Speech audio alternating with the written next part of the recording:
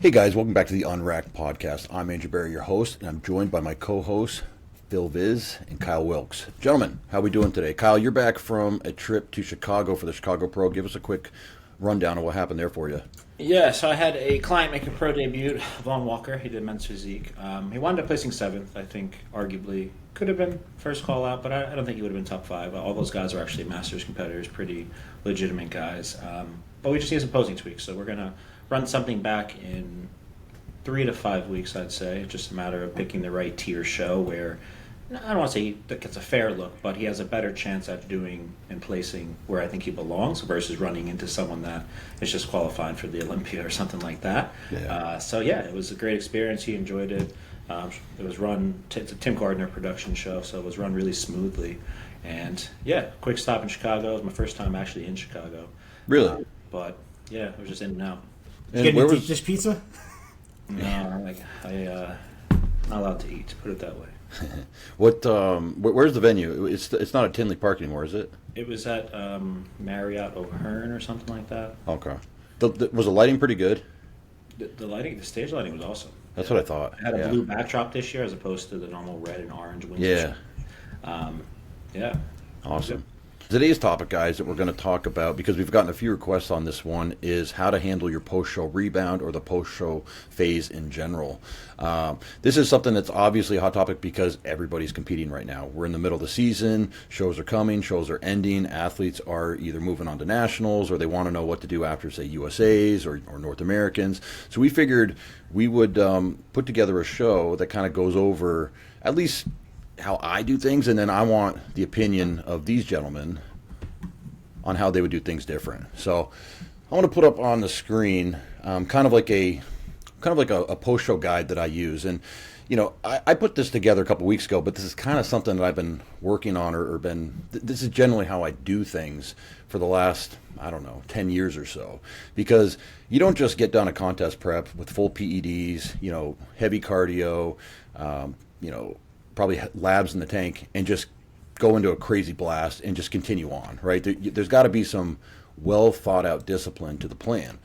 But my overall tenets for athletes that that are finishing a contest prep are: I want to keep you hungry as long as possible, I want to keep you insulin sensitive as long as possible, and I want to keep you as lean as possible for as long as possible.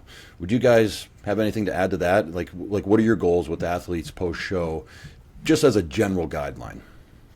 Well, I think that the primary ones that you have are the most important aspects. What people don't understand is staying hungry as long as possible is probably the most vital aspect of a rebound. If you could stay hungry, that means your body is starving for nutrients, like it's begging for food. And if that happens, your body's going to optimize what it does with it. Staying lean is going to help you keep that hunger. And your insulin sensitivity should be at its highest period, because you just got done with the show. You're very, very lean. You haven't been having a lot of food. So your insulin sensitivity should actually be through the roof. So what I try to explain to clients, like a lot of times they'll ask me, are we going to use insulin for a rebound? And I try to tell them, on your rebound, you're so sensitive, it's like you're using insulin.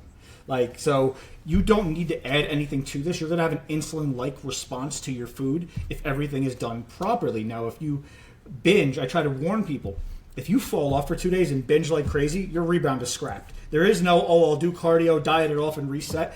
That response never comes back. You can't reset the response. So if you fall off, if you slip, I'm not talking about a meal. I'm talking about like a bad binge.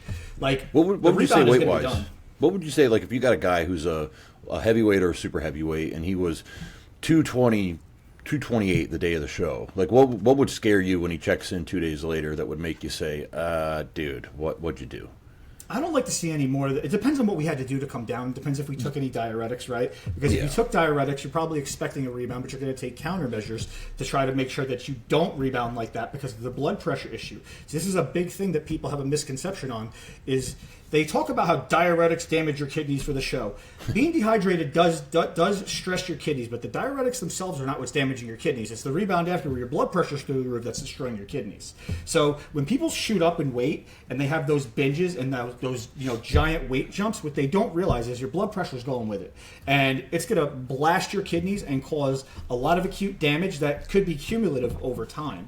So I typically, if I had used diuretics and something like that, I would expect maybe 5, 6, 7 pounds. I probably don't want to see any more than 10 in the first couple weeks.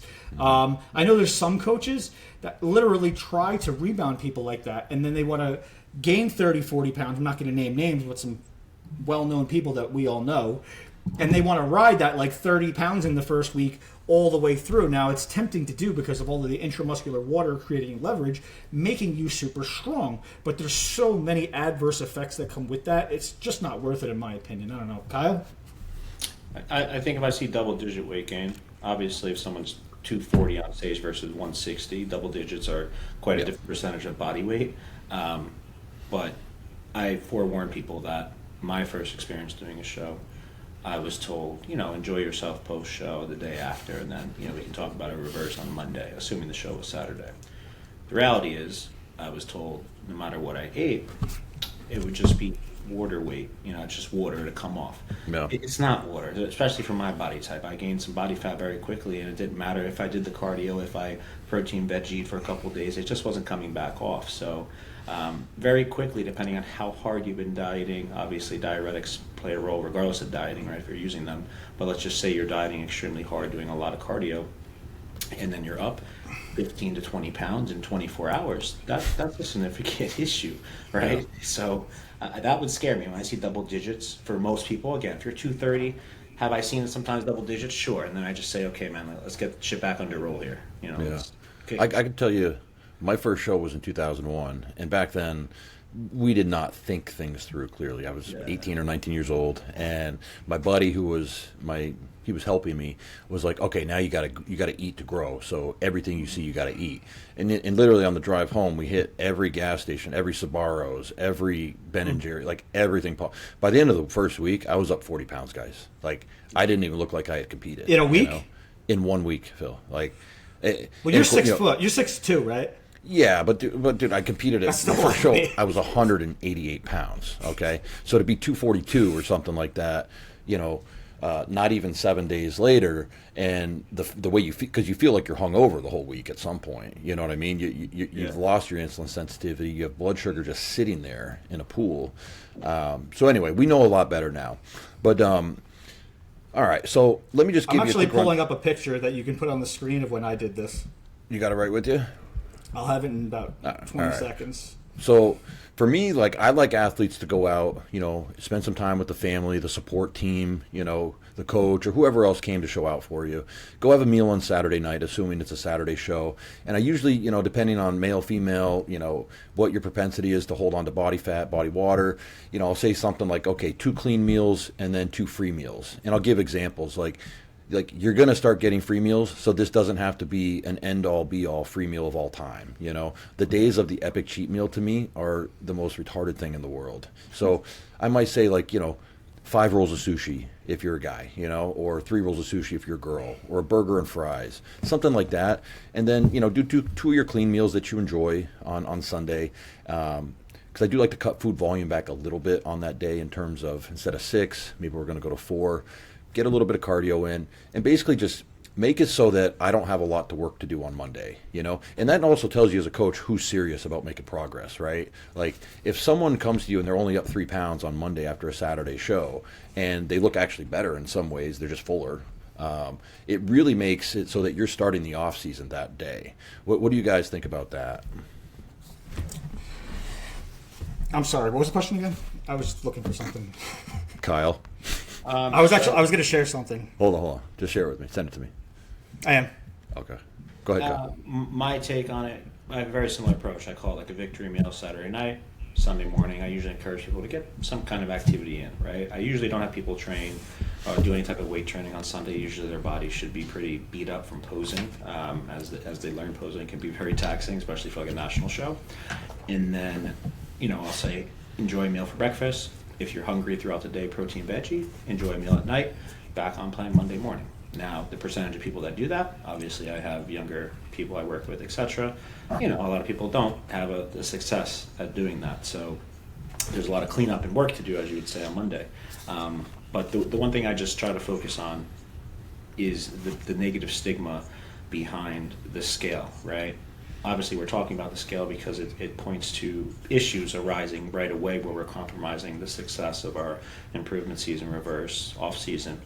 But people focus so much on it because, generally speaking, you can get away with eating a lot of shit Saturday night because water's still controlled. Even Sunday, you can eat a lot of shit. But if you start doing that again Monday, Tuesday, Wednesday, now all of a sudden you're going to see the weight starting to go up. You get softer and softer, and then you have a problem, right? And it's not easy to clean up. It's kind of hard to pump the brakes. It's too late. So you can only grow muscle so fast in a reverse phase, and I think that's where people miss the boat. So I'm just going to point that out now, as every point thereafter goes back to the same fact here, that you can only put on some muscle so fast. So there's a reason of why I go about things a certain way with pharmaceuticals and food and things like that. Yeah. Well, there's Phil, different things. There's different things that we this? can actually consider. I actually sent you what I send my clients for post show, and I sent you a series of pictures of when I wanted to see how full I could get post show without binging. So this post show right here, this is what I send my clients as far as just instructions. Post show, as far as Sunday being the day after the show, Monday being 2 days after the show, and then moving forward from there. So I give very, very specific instructions to try to stop the water rebound, to try to, get everything under control, to get your mindset right.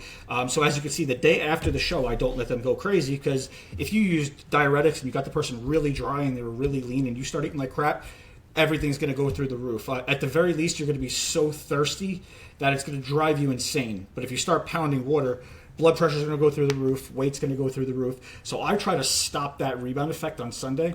And then on Monday, I let them enjoy themselves a little bit. As you can see, I max it at 5,000 calories so they can't go crazy binging.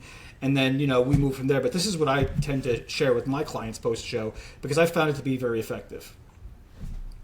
Now, this is... and actually, there's nothing in my delt. I don't shoot my delts. This is just how inflated I got post-show. So what happened was, this was 2018, where I came in like crazy peeled, but I was also crazy flat, and I really hated my shape and the way that I looked at that show. Everybody loves the way I looked at that show. I hate how I muscularly looked at that show. So the day after, or the night, I guess the night of, after finals, and then the next morning, I started noticing that my muscles started coming back to life. So I said, let me see what I can do. So over 2 weeks, I started titrating the carbs up and up and up, just to see how flat I actually had gotten myself, right? Because clearly I had gotten to stage and I didn't fill out, and I didn't realize how flat I actually was. And this is like 30 pounds up, as you can see. I'm still not holding a ton of water, but I'm crazy, crazy inflated. And I wouldn't recommend this to people, but this is just an example of, what a post-show crazy rebound would look like. I also didn't plan on reversing out of this, because after this I came off. I was controlling everything, but I came off cycle. I wasn't trying to grow. I wasn't trying to do anything. I just wanted to do that. But that's just an example of what it can look like post show when you really inflate. Yeah, I really liked your look for that show, Phil. You were that was the time you hit condition beyond anything else you'd ever hit, in my opinion. Yeah, 'cause I was with you there backstage. Even my pinnacle was the fact that Sean Roden just DM'd me. He's like, "What the hell?" He's like, he was the reigning Mr. Olympia. I was like, "Okay, this is really cool," That's awesome. And like people at the show were even like making comments to me. So I was like, "All right, I'm really conditioned." So I didn't want to eat because I wanted to show the condition. I was afraid. Did anything? Because wasn't it the year before that when idiot Boston Lloyd started calling you Phil Viz and soggy glutes, didn't come in condition, etc., whatever, all this. Oh yeah, I wanted to shove this up his ass. Yeah, I mean, I don't think he had anything to say after, because I mean, you were shredded on stage. You were peeled. All right, so continuing on after that first week, like I typically want to make sure my athletes are at least close to their stage weight or their pre-peak weight. We'll call it by Thursday. If you can do that for me, then I know you're mentally, you've got it under control, and off season's going to go smooth. And here's the thing too, and you guys have probably seen this. And Kyle, you mentioned younger clients. As you have an athlete for 2, 4, 5 years, you probably notice that their post-show binging or their post-show, let's just say they take the post-show a lot more seriously, especially when if they hit a first call out at a national show and finally they believe oh, I can really do this. Yeah. Have you guys experienced that? Absolutely. I think the first, like I said, if you didn't mess up your first show, the rebound, I think you're weird. I think everyone makes a mistake, and then you learn from it. And depending on how serious you are, you realize, okay, I could have been even better, right? If I don't start in a bad spot, let me stay a little bit more Bingo. motivated. And there's times in which, again, we didn't touch on the drug aspect yet, but that plays a role, I think, psychologically for some people. But the one thing before we move forward, you're talking about this first week. Tell me your approach from a diet standpoint. Are you generally looking at maybe their 2-week out diet, putting them back there? What does food look like in terms of, obviously you want to keep them hungry, but let's just say you get someone down to a tough diet, okay? So they're sub 2,000 calories for sure, say 100 carbs a day is where they're at. What do you how would you take that from there? Yeah, no, that's a good question, because obviously, what you did on Thursday, Friday is going to be very different from what you did Monday, Tuesday, or the week prior to get them into contest condition. So I'm going to bring them back to the diet we were on to get them into contest condition. If that was 50 grams of carbs a day post-workout, then that's what we're probably doing for 2 or 3 days. If it's a base diet of 300 grams of carbs, just very 50 grams of carbs over 6 meals because they didn't necessarily have to push or they were in shape early. I'm going to bring them back to that because I know that's kind of their baseline that's going to get that water off. That's my thing, is that, don't misunderstand me when I say water can turn into fat very quickly. We all know I don't mean that water metabolically turns into fat. But what appears to be water in those first 3 days, if you continue with binge meals, can turn into fat very quickly. And we can't use the excuse of, I'm just holding water anymore. That's what I'm saying. So yeah, it's basically their base diet that we used to get them into condition. And if they were already in condition, that's what we're going back to. I think another thing to consider, though, is the fact that we have loaded for the show. And if you've done it properly, they're pretty loaded, right? So they don't need to keep loading post-show. So like as you said, people might say, well, why would you go back to a base diet and, be in a calorie deficit when you're trying to go up? Well, we just loaded you for the show, So you're pretty loaded for at least a week to keep going, and then we can see what your body's response is and react off of that. So yeah, I also will go back to 2 weeks out diet, 3-4 weeks out diet, or something like that, and monitor their response to that. But as long as the scale is consistently moving, as long as their lifts are consistently moving, and as long as I don't see their composition get out of control or take a sharp turn, which means they cheated, I'll generally try to leave it alone. Yeah. So, let's move a little bit past, okay, the athlete has gotten it back under control. Maybe they're 2 pounds over their pre-peak weight. So they're back to a tight, dry condition. They're not holding water.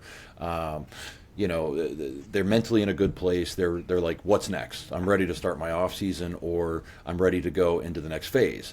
And for me, that post-show phase comes down to, do we need to pull you back? Did we barely get you there by the skin of your teeth and you were dying just to get on stage? And in that situation, we're not going to have a rebound phase versus, hey, this prep went beautifully. We peaked the way we wanted to. Maybe we did or didn't get the placing we wanted to, but we still are in a place to make progress. What do you guys like to do? I'll just quickly go over real quickly what I do for a minute, but then I want you guys to comment. I like to reduce training frequency. Like if they're on 5 days, I want to pull them back to 4, because I think we're going to get a little bit of boost by improving recovery.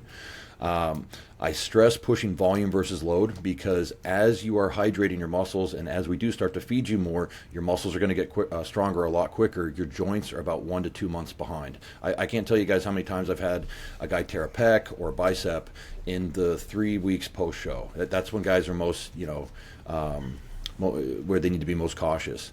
Cardio is going to be titrated down over that time period. Food is going to be titrated up slowly. I like to pull orals and harsh compounds typically. Stems are going to get pulled. T3 is going to start to come down if we're using it. And I like to ride this out as long as I can until they start giving me signs. I call it the second wall. Every athlete hits a wall during prep when they're just dragging, and there's some days where they tell you, like, dude, I don't think I can do anymore. Well, you give them some food, you pull the cardio and the stress back, things start to get a little bit rosy, and they're ready to make progress. At some point, their body's going to tell them, whether it's, they start to have sleep issues again, or their joints are really hurting, some tendinitis, digestion starts to go south, or even just mentally the lack of desire to get into the gym. Those are the signs that I'm asking for in that post-show phase. And it might run, it could be 3 weeks, it could be 8 weeks. I've had a girl where we had a really good post-show rebound last year for 12 weeks, and we just kept on riding it out until her body told us no. But yeah, what do you guys like to do in that kind of post-show rebound, if assuming that they're going to take a rebound? So everything you point out here, I don't want to repeat some of the things you said. I think, my priority is making sure someone becomes as healthy as possible, as quick as possible. Obviously, if someone's potentially national level and this is their career, maybe you're more aggressive with certain things, but at the end of the day, again, each step of the ladder sets you up to get to where you want to be. And there's not really skipping things. So if people are focused on, I have to gain 3 or 4 pounds a week, again, you're not gaining 4 pounds of muscle a week. I don't really give a fuck who you are. And even if you have drugs in the equation, it's just at what point psychologically you have to realize, okay, like my body needs a break. I've been in prep for, maybe you did 1 or 2 shows, and now you've been prepped for 24 weeks banging gear.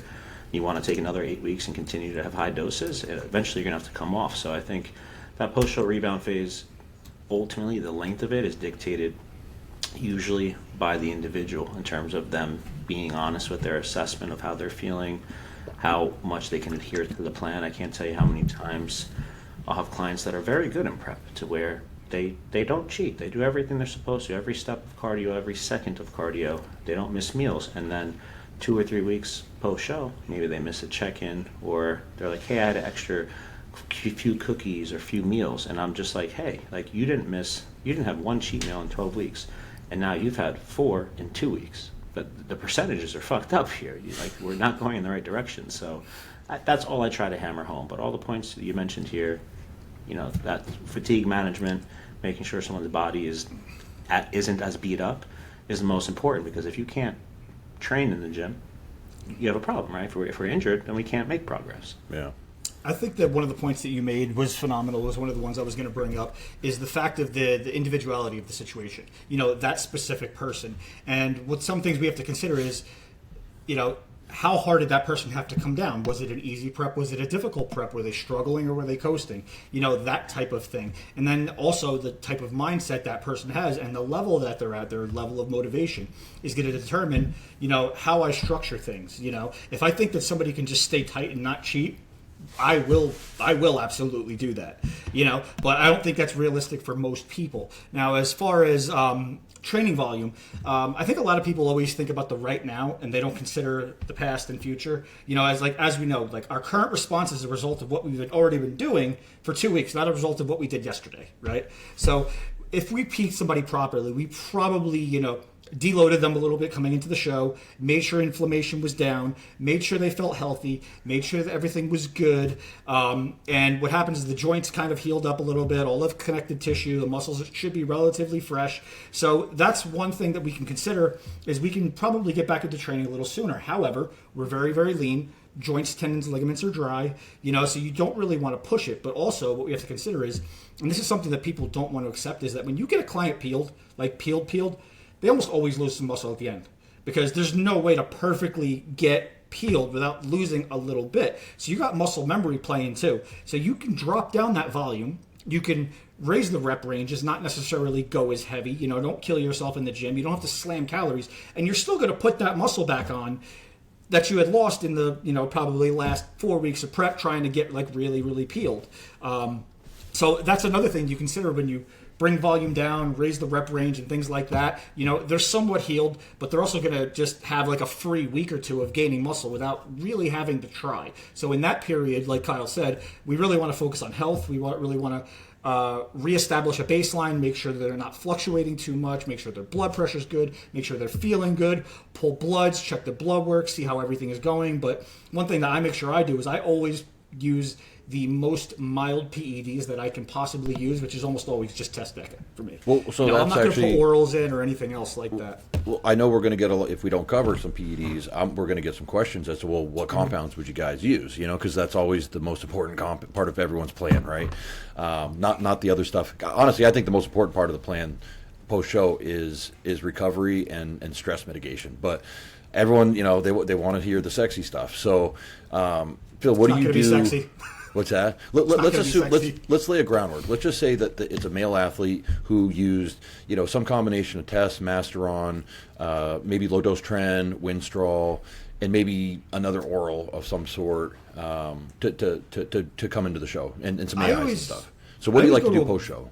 I always go to a very, very generic and almost standardized PED stack. If you look at all my rebounds and my clients, like I said, post-show, we're responding like we're on insulin, right? So we have this phenomenal response already.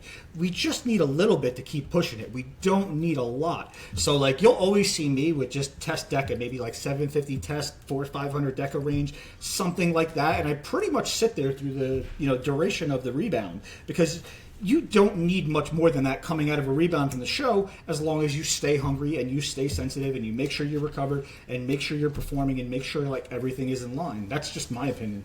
Kyle, what about you, man? What do you like to do with PEDs? And I know we can't answer every single question in terms of in a generic response, because it's all individual dependent. But what do you think is a sensible thing? The sensible thing? You pull the motherfucker off drugs. You don't. Oh, okay. So knowing that you're working with athletes that are in bodybuilding. Yeah, so I think I mostly bring people down to just very TRT like doses. The food is going to carry you very far, so I'm a big believer in getting as much as possible out of as little as possible in all aspects, right? A little bit of food is going to go a long way, a little bit of volume is going to go a long way, things of that nature. So very rarely are you going to see me put test DECA in or something like that post-show, because it's not needed. And psychologically for many of the athletes I come across, again, there's instances in which I will use it depending on the athlete, how locked in they are, if I feel that psychologically, that's the area of coaching that I think sets apart many people. And what I mean by that is, if I'm working with somebody and they are defeated, they thought they were going to win, they get third, maybe they miss their pro card, usually the right athlete is going to be motivated and they're like, fuck it, I'm going to crush this rebound. I know for the next 8-10 weeks, they're locked in, right? But at some point, everyone, I don't care what type of level of competitor you've gotten to, how advanced you are, you're going to hit to a point where you're kind of like, fuck this. Like, when's my next show? Like, this fucking sucks. And if you are on drugs for the last 8 to 10 weeks and damn, I don't look as good as I used to, let's just have an influencer. Their business is derived from how they look, okay? People see them getting softer, and they're still blasting away. And then they have to come off. They're done. They are completely fucked. There is no off season for that person, because they're mentally going to be in the gutter. So that's what I base it off of. Most of the time, again, I'm getting the person as healthy as possible. I'll use HCG, make sure they're fertile, all of these things. And that's just the way I approach it, because, again, I never have a problem when someone buys into the process. Yeah. I'm a little bit more with Phil in terms of keeping a base level PEDs in for as long as the athlete is mentally still in the game, I like to do, a base level of testosterone, usually Primobolan and NPP typically. Milligram doses probably close to half of what they were taking during the prep, right? If an athlete responds best to certain compounds that I didn't just list, then I'm going to listen to them. I think we all work with experienced athletes that we've had for several years, and we all know their individual nuances and the things that will work best for them. So I'm not opposed to that. We also talked about in the last show, or 2 shows ago, about maybe this would be a good time to add retatrutide for some of those people that have a hard time with the food noise post-show and staying mentally focused. Like, the training's not an issue, getting recovery stuff done's not an issue, but man, when Bob brings in donuts to work on Friday, he doesn't just have one, he has like 6 of them, and then that kind of cascades into, well, the day's shot, I'm going to just go have pizza tonight, and then it starts into the weekend, and next thing you know, they're up 13 pounds, and you've got a crisis on your hand. So I think we mentioned it. I think Reta would be a good time to throw it in this situation. This would also be a time where I might do labs with somebody, depending on, again, how hard I feel like I pushed them, how hard we PED'd them. But let's say the athlete hits a wall, and you guys have, both figured out, okay, now's the time to pull back in terms of the post-show phase. Rebound is over at this point, okay? I like to call it the detox health phase, and I like to run it for about 2 weeks. And the whole idea here is to fix digestive issues, get sleep back on track, make sure we're doing a survey of their supplements that are addressing their health needs, and that would be based off of labs, right? So in terms of diet, I like to lower protein, pull any dairy, whey, caffeine, stimulants, that kind of stuff out. Generally, it would probably look or fit into the category of a Mediterranean type diet, low FODMAPs. Again, pull stimulants, which means no caffeine, no pre-workouts, none of those things. Usually I have them take the first week off from training completely, and I say, this is the time to get your life organized for the rest of your off season. You know, like everyone has projects, whether it's a stack of paper sitting there of, you know, stuff they got to fill out to send in for a loan or whatever, or maybe they needed to build something outside. Like this is the time to get that kind of stuff done, in my opinion. Organize your house, whatever it might be.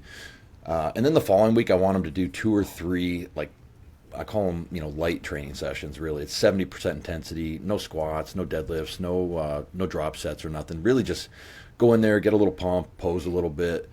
But then I also like to incorporate a lot of parasympathetic work, whether it's yoga, stretching, foam rolling sessions. Really a good time to take stock of what they're doing for recovery modalities, whether it's red light, cryotherapy, ice baths, etc., and come up with a plan that you're going to incorporate for the rest of this kind of extended health phase, as well as the off season. Pull all bodybuilding supplements. Drugs come down to next to nothing. If you're staying on a cruise, it's strictly cruise. It's not bodybuilder cruise, which I've seen in the past. People have ran 600 milligrams of test a week for their cruise doses. I had someone tell me that that's what they've been doing, and I convinced them to pull it down to 15 to 20 milligrams a day. But generally, we want to increase parasympathetic response and decrease the sympathetic response. Do you guys do anything different? What do you got, Phil? I actually have 2 questions because I didn't want to get too far away from this. My first question was what you just said. With taking the week off after and then having a light week the second week, do you find that affects this? Usually when somebody gets off stage and they're really motivated, they're chomping at the bit. They want to go.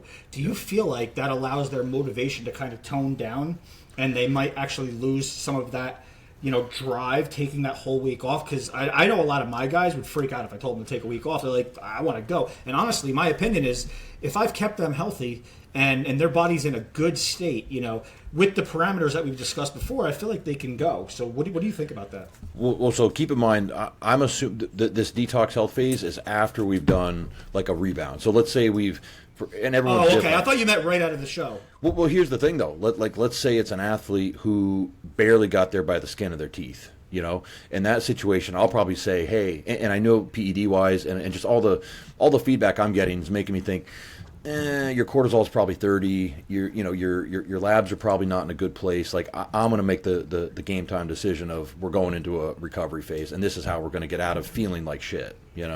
But let's just assume in this example that they had 6 to 8 week of a rebound. They're up 20, 22 pounds, still looking good, abs, some glute lines, training's going pretty well until eventually it just doesn't. They're starting to see tendonitis, digestion's kind of taking a hit, whatever it might be that's giving you that feedback. So that's what I'm assuming before we go into this detox health phase. And usually athletes are on point to answer your question with, yeah, this is a good time for me to take a full week off. Maybe we're planning a trip with the wife and the kids, or maybe I have this project I need to do around the house that's going to take 2 hours every day. I'm going to use my gym time and put it towards that. So to answer that question, that's what that means. I had misunderstood. I thought you meant like directly post show is when you had them take that whole week off. It's very rare. It's very rare when I make that call that, hey, because athletes are motivated post show, and you want to harness that, right? You want to harness their desire to improve for the next one. Because I always tell people, hey, like you did the show, yeah, but you're in prep for your next one, and what we do today matters. Like if you put on 30, 40 pounds of sloppy weight, well, guess what? That's going to extend the diet phase an extra 6 weeks that we got to, instead of starting at 16 weeks out, we're starting at 24 weeks out of cleaning you up before we even start the prep. I got you. Okay, so before we moved on, Andrew, you and I seem to be somewhat on the same page as far as the PEDs on the rebound, and Kyle seems to go the other way, lean more towards health, more towards caution, more towards restoring the body, and his belief is that you can only put muscle on at such a rate. Now, I have a little bit different belief. I believe that if you do your rebound correctly, you can make almost an entire off-season worth of gains in 12 to 16 weeks. And if people refer back to the Red or True Tide James Hollingshead episode that we did, where I think he put up, 30 pounds between shows? Well, that's because we rode the rebound all the way. Like, he stayed hungry, didn't cheat, and we rode that all the way up, and we used that insulin microdosing to keep him hypersensitive. So we were pretty much rebounding the whole goddamn way, and that's how he was able to, accrue that type of muscle mass. We've seen AJ Sims do that. I've seen you do this numerous times. So I think that you can actually accrue a substantial amount of muscle during this period, pending it's done perfectly. Thoughts? I'll just answer this before Kyle does, and I'll say, and we've said this about a number of topics, there's more than one way to skin a cat. And I would say that both methods work great, because I think I put clients and you put clients on that look great. And Kyle obviously is putting clients on that look great the next time they compete. So it's just a different approach. It's like, I think Kyle's approaching the health phase immediately and then get into an off season maybe a little bit sooner than Kyle's we would. Kyle's also got a lot of people that's their business depends on their look all year long. So he's got to keep, he can't get them out of shape at any point or demotivate them at any point, or they lose money. This is their job. So his circumstance is a little bit more also attentive to their life, not just bodybuilding. For sure. Yeah, Kyle, what do you think? Yeah, I mean, I think, like I said, if you have someone and this is their career, they're professional, they're top of the line, you know they have that potential, whereas a lot of people that do this, they don't have the Olympic potential. I'm sorry, they just don't. They can look very good for themselves, but hey, it's not going to make that much of a difference, right? If we know we push drugs at a higher clip than we should have, I don't need to get labs a week post-show, because I would expect them to be fucked up. But if we tried to clean it up for 6 to 8 weeks and then we get labs done and they're still not in a good place, what do you think the other 44 weeks of the year look like, right? Yeah. So that's my thought process there. Obviously, as I kind of touched on, just to clarify, there are more advanced people that I have that post-show. This person needs to put on some tissue quickly. They're motivated. Prep, they just did one show. Feedback needed is size, not conditioning related or anything else, or peak. Cool, we'll push it a little bit. But at some point, again, I just weigh the psychological effect. A lot of people, sometimes when they're pushing, they're just burnt out. And I know if they can just go in the gym and just ride that wave, they're still going to see progress. And then when they get to that point where they're just like, okay, so what are you thinking for the next show? And the reality is, Andrew, Kyle, if I was working with you, Andrew, I think we need like 2 years. If I tell you that off the bat, off stage, and you're not on cycle, you're going to be like, fuck this. I'm going to a different coach. So I think you have to weigh it out. Obviously, if you continue to take, I don't look at Rebound, you're taking drugs necessarily, because you'll still make great progress. Obviously, do you make more progress with drugs in the equation? Of course you will, right? So I think that it's just like, it's supplementational, right? They're performance enhancing drugs. They don't replace performance. So if you're someone that eats like a fuckhead, eating the donuts that Bob brought in on Fridays, you're going to get fat, whether Test and Deca are in the equation or whatever people use. I know people blast Trend post-show, and it's just like, it doesn't make much sense. I don't know. That's my approach. So, yeah. The other thing to take into account too, like, because let's say we're talking about a higher level national guy, and he got third place at nationals. Well, we know we're going to probably have him on stage again at either the next USA's, the next North American. So you got to take that into account of when you're going to get him healthy, when you're going to start things up again, versus your younger, less, we'll say less competitive competitor who's just trying to like maybe win a local show or win their class at a local show. If it's your first time competing, I don't think you need to go crazy post-show. Right? It's your first time getting your feet wet. I hope you're motivated. I hope you like the process. If you hated it, this isn't for you. If you're an advanced guy and you're getting better and you're like, fuck, like I still need extra couple pounds, cool. You're motivated. Keep hitting it for a little bit, as long as you're healthy. Because obviously once your internal organs aren't functioning, as we all know, game's over. It doesn't work so hot. Yeah. People don't understand that. And I always try to reiterate this, is like, PEDs just make our machinery work in a different way. It's still our machinery. If it's broken, you're not going to grow. I don't care what you take. 100%. All right, so the next part after that initial detox phase, which is pretty intense with me in terms of the diet, lower protein. Like if you're a guy who's taking 400 grams of protein, your protein will probably get pulled to like 250, and I'm replacing it with carbohydrates and fats, okay? Just to give an example. But the extended health phase, which is a no PED phase for me, or a very low, true TRT. For me, I want to rely mostly on just base hormones that are bioidentical to the body. For males, it's test, GH, and insulin. For females, it's, making sure test, progesterone, and estradiol are in the correct ranges to, be fertile, not have estrogen dominance. And I'll still use insulin and GH with them quite possibly. This is probably the time where I'm going to start to ramp up the frequency of their training a little bit. Like if we were only training 3 days a week, I'm going to say, hey, let's go 4 days now. If you're a wellness girl, we're going to do 3 lower, 1 upper type thing. If you're a bodybuilder, we might just be on a push-pull leg split, and every third week you're getting the same body part split twice in 1 week. What do you guys think in terms of like, you've hit them hard with like recovery stuff. You hit them hard with, giving a week off and just kind of resetting their adrenals. Do you guys like to do something similar, or do you just immediately go right into like a blast type phase? Well, like, I'm a little different as far as when I'm in the rebound, I'm taking it very serious. So my guys are training 5 days a week. So when I go into that health phase, I will back it down to 4 or 3 days, make sure that they're following, because we'll have accrued some body fat at that point, and I have to remind them that this is not just a health phase, it's also a priming phase for our next bulk. And the leaner we start that next bulk, the better the results. And I find that when you put it in that context for people, it makes them comply more, because they're thinking about their results. They don't, we might care a lot about their health. Some of them do, some of them don't. But I find that instead of like when I talk about like supplements, like when I promote Kidney HD, for example, and I'll say to people, oh, well, it gets your kidneys healthy. They don't care. But if I tell them, well, you're not going to get dry for the stage, now all of a sudden they care. So if I tell them, well, you've got to be lean and sensitive and healthy for our next blast, or you're not going to grow. Now all of a sudden they want to stick to the diet and get lean and be more committed. So I try to make sure we pull bloods in that period. We reduce training. We raise the rep range. I'm a little bit looser with the food, but I might actually reduce the amount of meals. Try to reduce any type of GI stress, because we've already had so much over God knows how many months.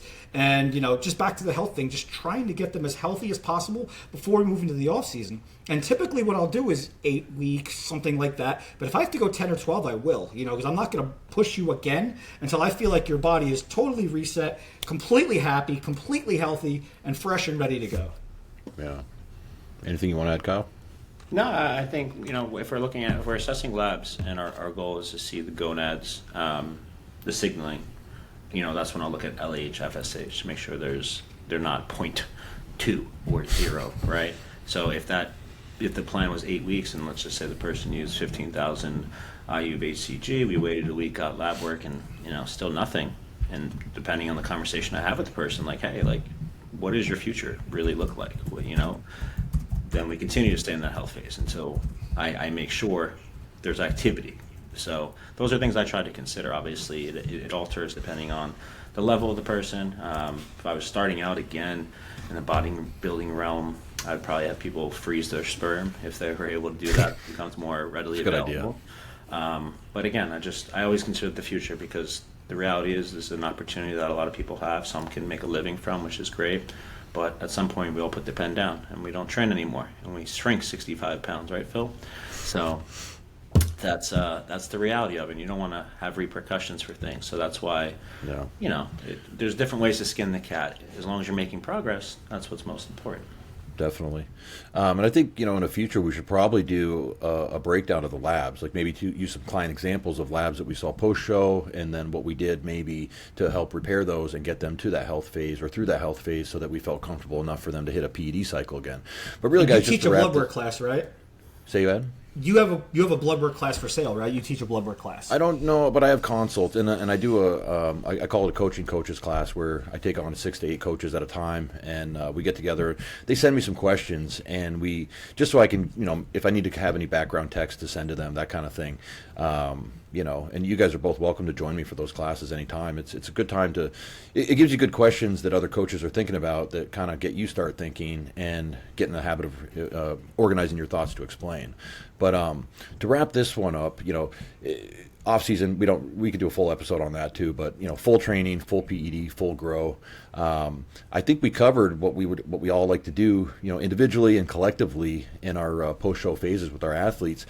Guys, if you're listening, or you are listening, please leave us some comments. Let us know what you thought about this episode. Let us know any questions you have, and we'll try to address them in a future episode.